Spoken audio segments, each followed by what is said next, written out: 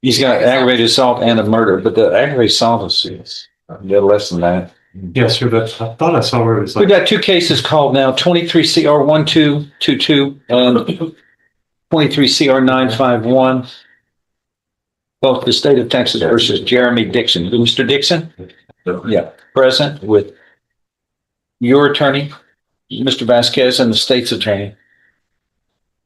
All right, the court has reviewed these files and recalls these cases.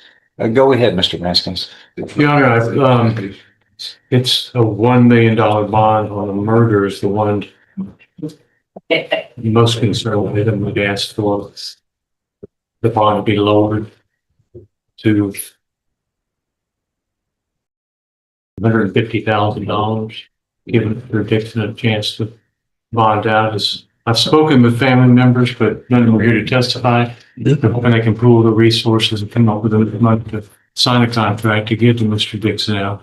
They've spoken to some bondmen, and he could get out and work until his trial date, and maybe hire a lawyer of his own choosing. How would that work? Well, he hadn't hired one yet, right? No, sir. Well, he says he has zero income. This was back on October 23 when he was arrested about 2 months after the murder case was filed. And he claims zero income, and that's my writing. I wrote it. Zero income according to the defendant. I was on what's changed. Your Honor. What is that? What's changed? You know? I mean, he's been in jail. So how can he hire somebody if he has zero income? Well, Judge, I don't want to misrepresent anything. I'm thinking, or it's been indicated to me that the family members will try and raise him. What's stopping them from doing that right now? I don't know. What else do you want to add? Because I've got some things I'll put on the record. That's all I have. Anything from the state? Just that the nature of these two cases, that the timeline in which they occurred makes it very clear to me that the bond is sufficient and should not be lowered. Okay. Anything you want to say?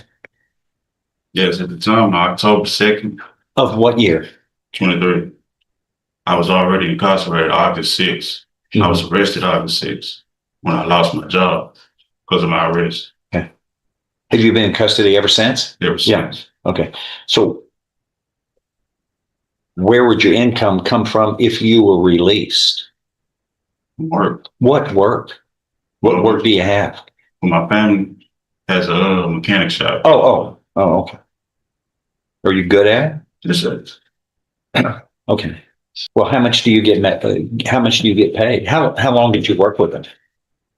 Well, all my life. All your life? Oh, okay. And you are right now what? 35. Okay. And you've been working for them. You've made a good income? That's it. Since how long were you working for? Like when you turned 18 or something? Yeah. And so about 16 or 17 years? Okay. So how much is it that you made? I go by commission. Sir? You go by commission. Okay, 50%. whatever. How much income did you have? Annually, about 50,000 a year. 50,000 a year? That's pretty good. Tax returns time. Courts can ask for financial docs to verify claims about income, especially when a defendant says they can't afford counsel, but also suggests steady earnings from a family business and side jobs. Pro tip, whatever you tell the court about money should match your filings. If it doesn't, credibility takes a hit fast. I want you to send me all your income tax returns so that I can verify that. And those are on file. Get them to me so I can look at them, okay? I haven't filed taxes since 2021. Get the ones you had before. Get all the tax returns that you have filed. You can get those from the IRS, copies of them. You ought to have copies. Yeah. Get those so I can verify that you really had an income like that. Yeah, and I work side jobs too. That should be on your income tax return. Yeah, it's all on. Good. Then get them to me. Get copies to me. Do you understand? I don't. That's the first thing. The next thing is the record's going to show a couple of things. Number one, this 23 CR 951 is the first event. And this alleges that on July 2nd, 2023, you were charged with that you committed aggravated assault with a deadly weapon, a second-degree felony, with the use of a deadly weapon, namely an automobile. And that was indicted, looks like 3 weeks or so after the event. The grand jury got on that pretty quickly. When were you arrested on that case? Do you remember? It wasn't. You never were? Never. There was a warrant issued on that day, a capias for you. Well, I was told the warrant was issued August 9th after I was already arrested. It was issued the day it was handed up by the grand jury on July 26th. And I was also told that that indictment was about hearsay and allegations. Don't talk about that. But the grand jury indicted you. That's all that's important. The grand jury indicted you. They have evidence, probable cause you committed a crime, period. That's the way indictments work. It's not a debate on what the evidence was, but they handed it up. You're going to interrupt me? So No, yeah. You're in trouble. You're in a lot of trouble. The worst thing is to be rude. You get the chance to speak, but don't interrupt me. It seems like that's what you do, is kind of control the environment you're in. We all have a fair opportunity. Don't step on me when I'm speaking. She has to take down everything that's said. When we both speak over each other, she can't do it. When she can't do that job, the Court of Criminal Appeals, the highest court, gets upset with somebody because they say, we want to review what goes on in the courtrooms. But when everybody's speaking over each other, the court reporter can't do her job. So someone gets in trouble. It's going to be you, not me. Do you understand? Don't speak over me. That's what we learned that in first grade. Don't interrupt. A grand jury's true bill probable cause, not proof beyond a reasonable doubt. The judge shuts down argument about the evidence and warns about interrupting courtroom decorum isn't optional. Keep talking over the judge and you risk contempt and zero goodwill with the person deciding your bond. You'll get a fair chance to be heard. Okay, so we have an indictment and a warrant pending on July 2nd of 2023.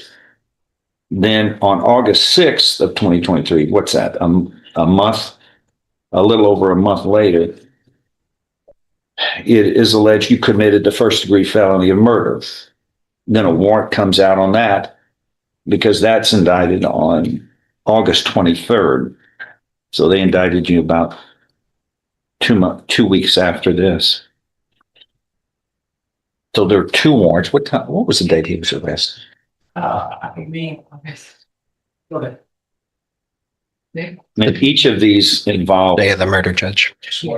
Okay. Each of these allege you committed violent crimes and used a deadly weapon in each case. So those work against you. When it's an aggravated crime, when there's two aggravated crimes, you get double trouble. So what are his bonds on each of these? In this first aggravated assault, it was alleged that you drove over a human with your automobile and they were injured because of that. The other motive, you used a firearm in the killing of another human being. About criminal history, Mr. Vasquez, anything you want to comment on? Because that's one of the factors in setting a bond is the circumstances of the crime. And in this case, two violent crimes committed within a few weeks of each other. And aggravating offenses that are from an aggravated assault next to a murder. Double trouble isn't just rhetoric. Two violent allegations weeks apart spike danger to community, concerns the single biggest bond driver in violent cases. Watch how the state leans on timeline weapon use to argue keep the bond high. Would that persuade you? The court is reviewing a criminal history data. And what do y'all want? Anything you want to say? Because it's 4. Well, the criminal history is 4. Looks like the defendant was placed on deferred or unadjudicated probation on 2 cases in 2010, illegal possession of controlled substance and a theft. That's correct, Judge. Did he satisfactorily serve those probations? As far as we know. Then in 2013, he was convicted of failing to identify. That's a misdemeanor, isn't it? Yes, sir.